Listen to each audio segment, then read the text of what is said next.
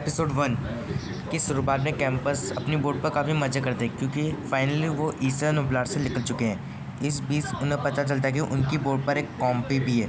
ये किसी वायर को ना काट दे तो वो लोग इसे पकड़ने की कोशिश करते हैं। इसी बीच उनकी बोट कहीं फंस जाती है। ब्रुकलिन सोनार को ठीक कर देती है जिससे पता चलता है कि बोट समुद्री घाट में फंस गई है। डेनियस उसे निकालने जाता है। वो बोट को उसमें से निकाल देता है, पर तभी केंजी और ब्रुकलिन को सोनार में देखते हैं कि उनकी ओर कोई चीज़ आ रही होती है और वो और कोई नहीं सार होती है। डेनियस वापस बोट पर आने की कोशिश करता है पर उसका पैर पानी में फंस जाता है। अचानक से सार्क को मोसासॉरस खा जाती है जो अपने लगून से भाग निकली थी, जिसको हमने जुरासिक वर्ल्ड फॉरेन किंगडम में देखा था। मोसासॉरस को देखकर रियाज, सैमी, बेन ये लोग काफ़ी ज़्यादा चौंक जाते हैं और केंजी डेनियस को आखिरकार बचा ही लेता है। वो मोसासॉरस इनकी बोट पर हमला करती है और आखिरकार बोट तोड़ देती है, जिससे ये लोग एक अनजान जगह पहुंच जाते हैं।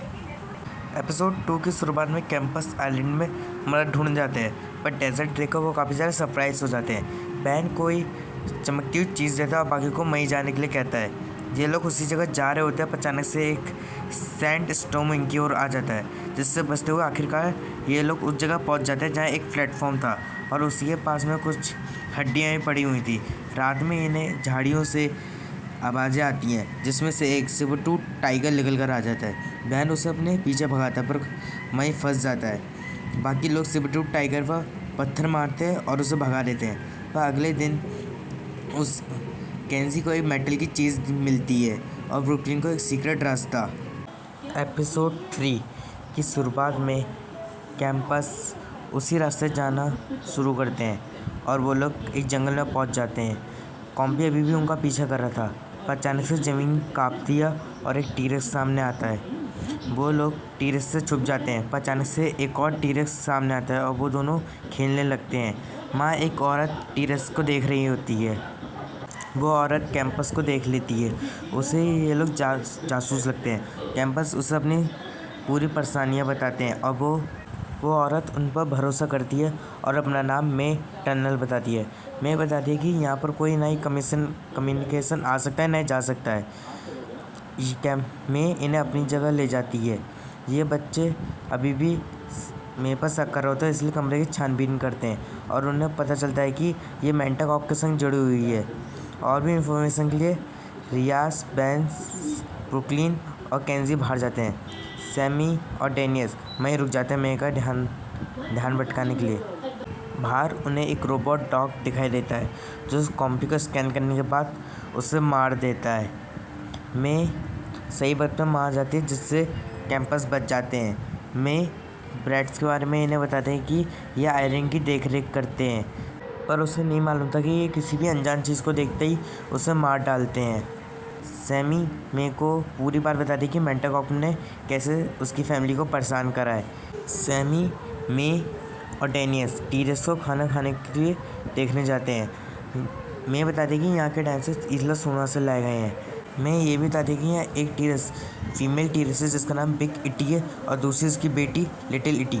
खाते वक्त वो दोनों एक दूसरे से लड़ने लगते हैं। इस ब्रैड की मदद से उस दोनों टीरेक्स को बेहोश करवा दिया जाता है। एक ब्रैड मे के कमरे में घुस आता है जो बैन और रियाज को ढूंढ लेता है पर मारने वाला होता है, पर केंजी उसे तोड़ देता है। सैमी को टीरेक्स के खाने में कोई चीज़ मिलती है और इसी की वजह से टीरेक्स इतने ज़्यादा गुस्सैल हो गए। अब मे को भी मेंटा कॉप पर शक होना शुरू हो जाता है। एपिसोड 4 रियाज का नाइट मिरर दिखाया जाता है जिससे वो काफ़ी ज़्यादा डर जाती है। मे को पता चल गया था कि मेंटा कॉप डायनासोर के खाने में ऐसे ड्रग्स मिला रहे हैं जिससे वो काफ़ी ज़्यादा अग्रेसिव हो रहे हैं। और इन कैंपस को ये भी बताती है कि यहाँ हर 2 हफ्ते में एक सप्लाई प्लेन यहाँ आता है, पर उसे आने में अभी 10 दिन बाकी हैं। डेनियस यही प्लान बनाता है वो टीरेक्स के फ्लीटिंग प्लेटफॉर्म पर बिगाड़ देंगे जिससे सप्लाई प्लेन जल्दी आने पर मजबूर हो जाएगा। अगले दिन ये टीरेक्स के फ्लीटिंग प्लेटफॉर्म को बिगाड़ देते हैं जिससे सप्लाई प्लेन अब 3 घंटे में ही आने वाला होता है। ये लोग मार्स निकलते हैं पर इनके पीछे एक ब्रैड पड़ जाता है जिससे बचते हुए ये लोग स्नो बायोम पर पहुँच जाते हैं। ये लोग मार्स से भी निकलने की कोशिश करते हैं पर इनके सामने कैटोसॉरस आ जाता है जिसका नाम पेयर्स होता है। डेनियस इसे बचाने का फैसला करता है। ये लोग पेयर्स को अपने संग ले लेते हैं पर इनके पीछे एक ब्रैड पड़ जाता है। ये लोग जमी हुई लेक पर चले जाते हैं जिससे ब्रैड पानी में गिर जाता है और ये लोग सही समय पर वहाँ पहुँच जाते हैं, पर इनसे प्लेन मिस हो जाता है, जिससे रियाज काफ़ी ज़्यादा दुख में आ जाती है और अंदर से पूरी तरह टूट जाती है। फिर हम किसी आदमी को देखते हैं जो कहीं जा रहा होता है और उसके पास एक ब्रेड आता है। फिर पता चलता है उसका नाम कैस है और वो ब्रेड से अपना सूटकेस पकड़वाता है। एपिसोड 5। अब डेनिस मेक की मदद करना चाहता था, पर सैमी जानती थी रियाज पहले से काफ़ी ज़्यादा दुखी है। रियाज और सैमी अब आराम करने चले जाते हैं। सैमी रियाज का मन हल्का करती है और सोने में मदद करती है। दूसरे दिन ब्रुकलिन और केंजी टीरे से खाने से ड्रेस निकाल देते हैं। फिर किटी थोड़ा खाना अपनी बेटी लिटिल लिटी के लिए ले जाती है, जो फाइट के बाद कुछ ज़्यादा ही घायल हो गई थी। एक ब्रेड सैमी और रियाज वाले कमरे में आ जाता है और उसके संग मे का बॉस कैस भी होता है। सैमी कैस की आवाज़ से पहचान जाती है कि कैस वही व्यक्ति जो उसकी फैमिली को ब्लैकमेल करा करता था और कैस को मे की रिसर्च बुक मिल जाती है। मे कैस के बुलाने पर चली जाती है, जो टेनिस और बाकी लोगों के संग डेजर्ट बायोम में पेयर्स को छोड़ने आई थी। सैमी माँ गुस्से में जाने लगती है। मे कैस के पास पहुँचती हैं, पर अचानक से मे पर 2 रैप्टर्स हमला करने की कोशिश करते हैं, पर ड्रोन्स के कारण रैप्टर्स रुक जाते हैं। सैमी को बाकी लोग रोक देते हैं। हमें पता चलता है कि कैस मे की रिसर्च का इस्तेमाल अपने किसी काम के लिए करना चाहता है, पर मैं इसके लिए अलाउड नहीं करती उसे, इसलिए कैस रैट्स को मे के खिलाफ कर देता है। मे रैट से बचकर भागती है, पर रैप्टर्स मे पर हमला कर देते हैं। कैंपस मे की मदद करने की कोशिश करते हैं, पर रैप्टर्स उन्हें घेर लेते हैं। सैमी ब्रेड के हथियार से रैप्टर्स को भगा देती है। ब्रुकलिन मे का इलाज करने की कोशिश करती है और कैस फ़ोन पर किसी से बात करता है, जो बैन देख लेता है। एपिसोड 6। बैन बाकियों को बता देता है कि कैस के पास फ़ोन है। मे की तबीयत बिगड़ रही थी, इसलिए बैन फर्स्ट एड किट लाने स्लो गार्डन में जाता है। रियाज और ब्रुकलिन एक ब्रेड का पीछा करते हैं। पिकिटी को ड्रोन्स कहीं ले जा रहे होते हैं और ब्रुकलिन और रियाज कैस का फ़ोन लेने कामयाब नहीं हो पाते। फिर ड्रोन्स पेयर्स को भी कहीं ले जा रहे होते हैं। फिर हमें पता चलता है कि कैस इन्हें आपस में लड़वाना चाहता है। डेनिस ये प्लान बनाता है कि वो और रियाज इस फाइट को रोकेंगे और बाकी लोग कैस का ध्यान अपनी ओर करेंगे, पर रियाज के नाइट मिरर को जानने के बाद डेनिस अकेला ही चले जाता है। सैमी, बैन, रियाज ये लोग बैठ के एक गराज को उड़ा देते हैं, जिससे कैस को वहीं जाना पड़ता है। डेनिस रैप्टर्स से बचते हुए बिल्डिंग के अंदर चले जाता है। वो कुछ देर को फाइट को रोक देता है, पर एक ब्रेड से फ़ोन लेने में व्यस्त हो जाता है। वो ब्रेड से फ़ोन ले लेता है और जल्दी से कॉल करता है, पर कैस आकर उसके हाथों से फ़ोन ले लेता है और पर डेनिस की आवाज़ उसके बड़े भाई ब्रैड ने सुन ली थी और उससे पता चल जाता है कि उसका छोटा भाई डेनिस अभी भी ज़िंदा है। एपिसोड 7। डेनिस कैस को सब बता देता है कि वो ईसन ब्लाड जर्सी वर्ल्ड से आए हैं। डेनिस कैस को एक फेक स्टोरी बताता है कि वो और उसके फादर ईसन उम्बलार में फंस गए थे, पर वो नहीं बच पाए। पर डेनिस ने तैरते तैरते आ गया, पर कैस अभी भी उसकी बातों पर विश्वास नहीं कर रहा था। पिकिटी और पेयर्स आपस में फिर से लड़ना शुरू कर देते हैं। डेनिस नाटक करता है कि वो उस फाइट को काफ़ी ज़्यादा एंजॉय कर रहा है। वो क्लीन ड्रोन्स को तोड़ना शुरू कर देती है। पिकिटी पेयर्स को मारने वाली होती है, पर रुक जाती है ड्रोन के कारण, क्योंकि कैस के मुताबिक डायनासोर्स काफ़ी महंगे हैं। कैस पिकिटी को मिड में ले जाता है, जो अंडरग्राउंड होता है। मैं बताती है कि कैंपस अंडरग्राउंड जा सकते हैं, वो भी फ्लीटिंग फैक्टरों के ज़रिए, और नेक्स्ट फीडिंग डेजर्ट बायोम में होगी। डेनिस बिग ईटी के शरीर में से पेयर्स का एक स्पाइक बाहर निकाल देता है, जिससे बिग ईटी को काफ़ी आराम मिलता है और डेनिस बिग ईटी को छूता है। कैस एसिड 87 को डेजर्ट बायोम में भेज देता है, जहाँ कैंपस मौजूद थे। उनके सामने एक स्पाइनोसॉरस आ जाता है, जिससे बचते हुए वो एक छोटी सी केव में घुस जाते हैं, पर तभी उनके सामने सेबरटूथ टाइगर आ जाता है, जो उन पर हमला करने वाला होता है। तब में स्पाइनोसॉरस सेबरटूथ टाइगर को पकड़ के मार देता है, जिससे कैंपस को वहाँ से भागने का मौका मिल जाता है और वो फीडिंग प्लेटफॉर्म के ज़रिए अंडरग्राउंड पहुँच जाते हैं। डेनिस कैस के बॉस की बुराई करता है उसके मन जीतने के लिए।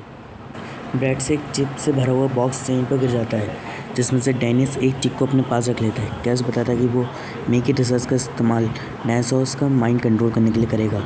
डेनिस अचानक से एलिवेटर के बाहर आ जाता है। डेनिस ये बताता है कि वो कैस के संग रहेगा और भी इन्फॉर्मेशन देने के लिए, पर कैस नीचे आता है डेनिस के पास। तभी डेनिस बताता है कि वो गिरी हुई चिप्स को उठाने गया था।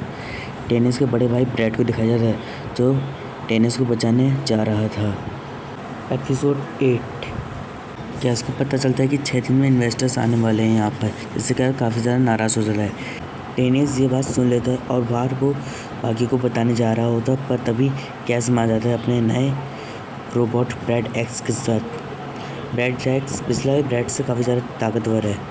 कैंपस ये फैसला करते हैं कि वो ब्रैड एक्स को हैक करेंगे और इसके लिए वो ब्रुकलिन को फोर्स करते हैं। वो एक ब्रैड एक्स को डिस्ट्रॉय करने की कोशिश करते हैं पर नहीं कर पाते। वो लोग ब्रैड एक्स का पीछे करते करते ब्रैड एक्स की फैक्ट्री तक पहुंच जाते हैं, जहाँ ब्रुकलिन एक ब्रैड एक्स को हैक करने की कोशिश करती है पर तब भी नहीं हो पाता। दूसरी ओर कैस डेनिस को स्पाइस सॉस के अंदर चिप डालने का काम देता है और कैस ये भी बताता है कि अगर डेनिस ये काम नहीं कर पाए तो ब्रैड एक्स उसे छोड़ेगा नहीं। पर ब्रुकलिन के मन में एक सवाल आता है कि वो ब्रैड को एक्स को हैक नहीं कर सकती, वो ब्रैड को हैक कर सकती है। डेनिस स्पाइनोसॉरस के अंदर चिप डालने वाला होता है, इतने में स्पाइनोसॉरस उसे देख लेता है और डेनिस वहाँ से भागता है, पर स्पाइनोसॉरस अब उसके पीछे पड़ जाता है। डेनिस स्पाइनोसॉरस को एक केव की ओर लेकर आता है, जहाँ वो ओल्ड ब्रैड की कैस की मदद से स्पाइनोसॉरस को बेहोश कर देता है और स्पाइनोसॉरस के अंदर चिप डालने वाला होता है। तब तक ब्रैड एक्स उसे रोक देता है, जो ब्रुकलिन होती है, यानी कि ब्रैड एक्स का कंट्रोल कैंपस के हाथ में है, जिससे डेनिस स्पाइनोसॉरस के अंदर चिप नहीं डालता। स्पाइनोसॉरस के संग दूसरा और टेस्ट सब्जेक्ट पर चिप काम नहीं करता, जिससे कैस इस चिप का इस्तेमाल अब बेबी डायनासोर्स पर करने वाला होता है। एपिसोड 9। कैंपस ब्रैड की मदद से डेनिस के पास पहुंचता है। डेनिस उन्हें अंडरग्राउंड भेज देते हैं, जहाँ बेबी डायनासोर्स रखे होते हैं। डेनिस कैस को गेम के लिए चैलेंज करता है। इस टेस्ट के लिए 2 हाइब्रिड्स और एक पिलाकोलोसॉरस होता है। यह हाइब्रिड स्पाइनोसॉरस और सीनेसेटॉप्स के सैंपल से बना होता है। सीनेसेटॉप्स का सैंपल सैमी ने सीजन 1 में भेजा होता है, जिससे सैमी काफ़ी ज़्यादा दुखी होती है और इसका नाम एंजल रख देती है। बैन दूसरे पिलाकोलोसॉरस को संभालता है और केंजी और ब्रुकलिन दूसरा हाइब्रिड को संभालते हैं। खेलते वक्त ये लोग एक फ्यूज़ को तोड़ देते हैं, जिससे एक सेटोसॉरस अंदर आ जाता है। वो लोग हाइब्रिड्स को बचाते बचाते अलग अलग होते हैं। कैस और डेनिस भी अंडरग्राउंड पहुंचते हैं, जिससे वो सही समय पर थ्रेटोसॉरस से बचते हैं। सैमी, रियास, बैन और पिलाकोलोसॉरस और एंजल जंगल बायोम में थे। केंजी और ब्रुकलिन दूसरा हाइब्रिड, जिसका नाम रिबल रखा गया है, वो स्नो बायोम में मौजूद थे। कैस इन्हें ढूंढने का ऑर्डर देता है। एपिसोड 10। एक ब्रैड पिलाकोलोसॉरस को ढूंढ लेता है, जिसके अंदर कैस कंट्रोलिंग चिप डाल देता है, पर वो कैस उसे रुकने का ऑर्डर देता है, पर वो रुकने के अलावा और कुछ नहीं कर पाता। कैंपस कैस को फंसाने के लिए बेबी हाइब्रिड का यूज़ करता है। कैस आखिर में उनके जाल में फंस जाता है और बेबी हाइब्रिड के पीछे जा रहा होता है, तो बीच में इन पर ट्राइडॉन्स हमला कर देते हैं। केंजी और ब्रुकलिन बताते हैं कि वो दोनों एक दूसरे को पसंद करते हैं। बेबी हाइब्रिड की मदद से वो लोग कैस को मे के रूम में बंद कर देते हैं। बैन और डेनिस पिलाकोलोसॉरस को आज़ाद कर देते हैं और बैन इसका नाम फायर क्रैकर रखता है। फायर क्रैकर की याद में बैन को बम्पी की याद आ जाती है, जिसका बम्पी का सीन दिखाया जाता है, जब बम्पी बैन को कैंप के पास आकर पुकारती है और बैन का इंतज़ार कर रही होती है। एपिसोड 11। दोनों हाइब्रिड काफ़ी ज़्यादा थकने लग गए थे, यानी कि जंगल बायोम इनके लिए नहीं था। वो लोग इन्हें डेजर्ट बायोम में ले जा रहे होते हैं, क्योंकि स्पाइनोसॉरस का डीएनए इनके अंदर मौजूद था, पर डेजर्ट बायोम भी इनके लिए नहीं था। केंजी और डेनिस को पता चलता है कि कैस भाग गया है। मे फायर क्रैकर के अंदर से चिप निकाल देती है और डेनिस कैस को अपने बॉस से बात करते हुए सुनता है कि पेयर्स को दूसरे बायोम में मरवाने के लिए इन दोनों हाइब्रिड के लिए स्नो बायोम ही बेस्ट था। ब्रुकलिन, रियास और सैमी को आते वक्त ब्रैड एक्स मिलता है, जो उन्हें पेयर्स के बारे में बताता है। डेनिस और केंजी दूसरे बायोम में जाते हैं, जहाँ टेल्फोसॉरस रखे होते हैं। टेल्फोसॉरस इन पर हमला करते हैं, पर तभी ब्रुकलिन और बाकी लोग वहाँ आ जाते हैं और टेल्फोसॉरस को भगा डालते हैं। इन्हें पता चलता है कि ब्रैड एक्स डेनिस ने नहीं भेजा था और ये सब कैस की चाल थी, पर अचानक से ब्रैड्स इन्हें घेर लेते हैं चारों ओर से। तभी मेंटाकॉप का बॉस सामने आता है, जो और कोई नहीं केंजी का फादर थे। कैंग पे कटे से सीज़न 4 यहीं ख़त्म हो जाता है। ये था जॉर्ज वर्ल्ड कैंग पे कटे से सीज़न 4। अगर वीडियो अच्छा हो तो लाइक कर दो, चैनल पर नए हैं तो सब्सक्राइब कर दो। अगर आपको इसका रिव्यू देखना है तो लिंक डिस्क्रिप्शन में मौजूद है, आप देख सकते हैं। आज के लिए इतना ही। मैं मिलता हूँ आपसे अगली वीडियो में, तब तक के लिए बाय बाय।